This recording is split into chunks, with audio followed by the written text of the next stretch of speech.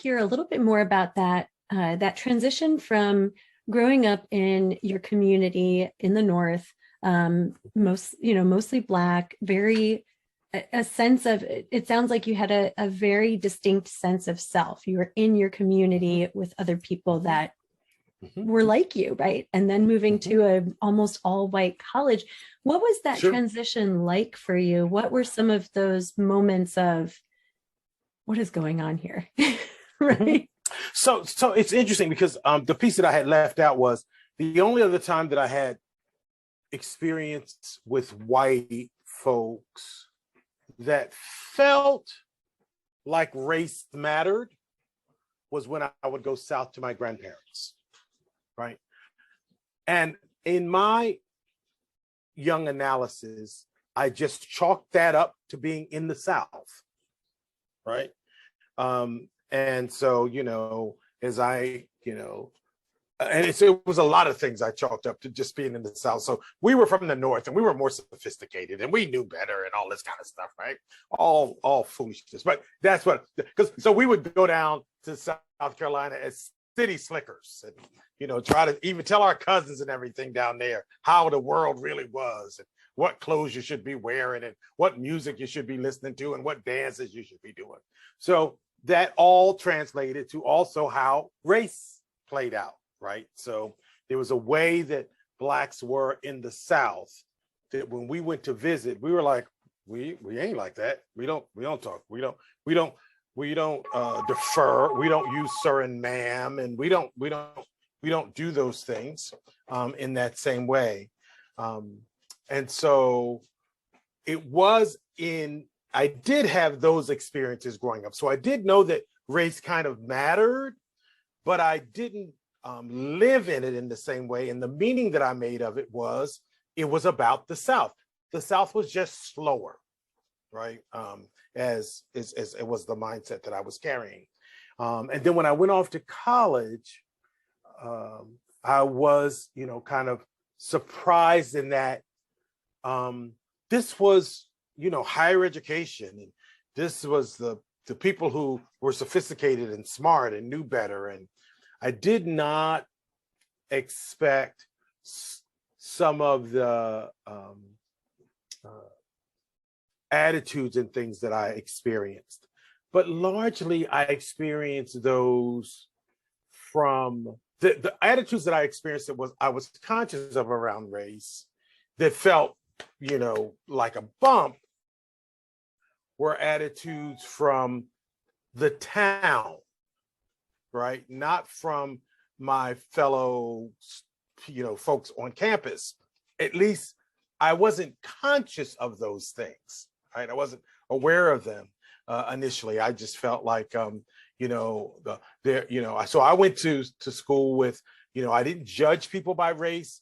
Coming out of a strong Christian background, I believe that we're all God's children. They're good people of all races, bad people of all, and that's, And the answer was that they needed Jesus. That was the answer. So if they would just get to know the Lord, then all that white racism stuff would go away. That was again my mindset.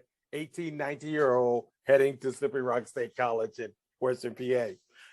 There was no analysis of systemic racism or understanding beyond individual interaction and prejudice and all that stuff. I didn't have that. And I didn't actually even begin to consider that until my junior year.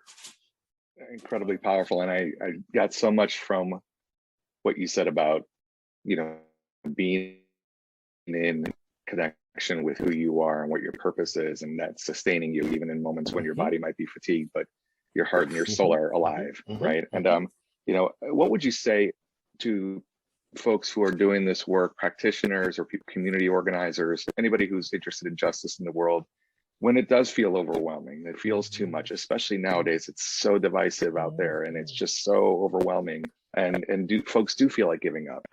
Sure. What would you advise folks to do? Well, and I was just on a leadership board call, and in there we were talking about board meeting, and we were talking about, kind of what matters to you? What's your core value? What's your passion? And so one of the things that my colleague Kathy Gobert does often when we work together, she'll ask folks early on, where's your passion for this work come from, right? Where does it come from? What's it about? And so, sometimes it's about, growing up in this place or growing up in that place, or this is what I saw. And so what I will say to folks is we have to remember our why. Why does this matter? Why are we doing this?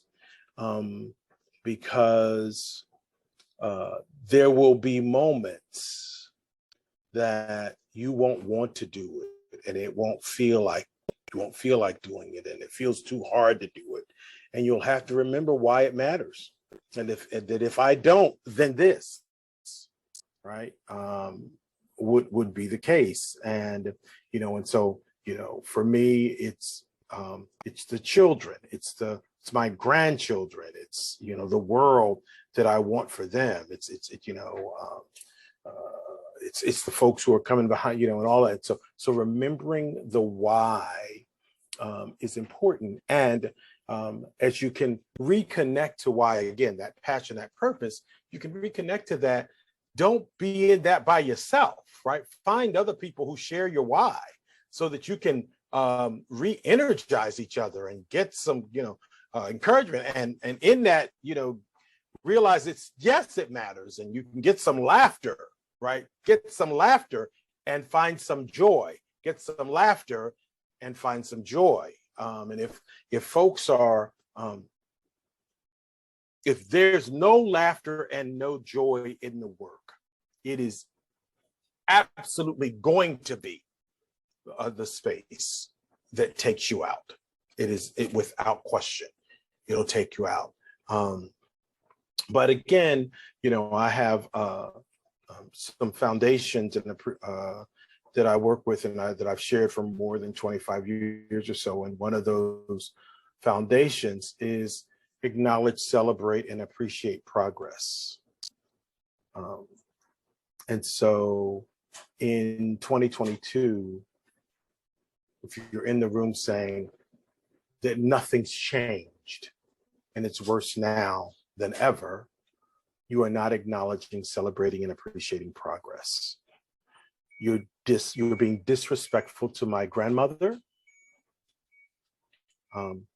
because my grandmother would absolutely not say it's the same, right? What my grandmother had to do and what my grandmother had to endure as a raiser of white children, and again, as a domestic in white homes, and what she had to hear and what she had to put up with, and the losses in that community, right?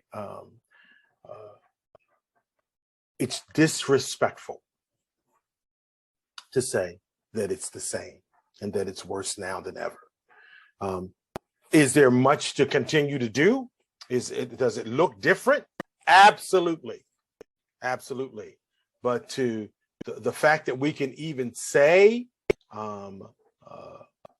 looking at systemic racism and how this is playing out in different places and creating culture change, that's an I've been in it long enough to know when that wasn't the conversation, right? When we weren't there. And so again, that is not to say at all that we're done or that everything's great and we should be happy. That's not what I'm saying. And I am saying to see a pool, to see a panel of Black woman presidents, to see a panel of, to see a Black woman as the candidate for the Supreme Court, to see Sonia Mayota in the Supreme Court, to see trans women in the Congress seats, and what do you mean that nothing's changed? That's just not true. And so acknowledge, celebrate, and appreciate the progress. And the other piece then I say is, and take a nap. The Culture Stew podcast is a product of MSM Global Consulting and produced by Shelby Rowe Productions. Please give us a rating and review on your favorite podcast platform so other people can find us. There are many ways to connect and keep the conversation going with us. Check out our website at www.msmglobalconsulting.com. You can also share your thoughts with us directly by emailing info@msmglobalconsulting.com and putting Culture Stew in the headline. Follow us on Instagram at MSM_global, Facebook at MSM Global Consulting, Twitter at Global MSM, and LinkedIn at MSM Global Consulting. Let's keep the conversation going.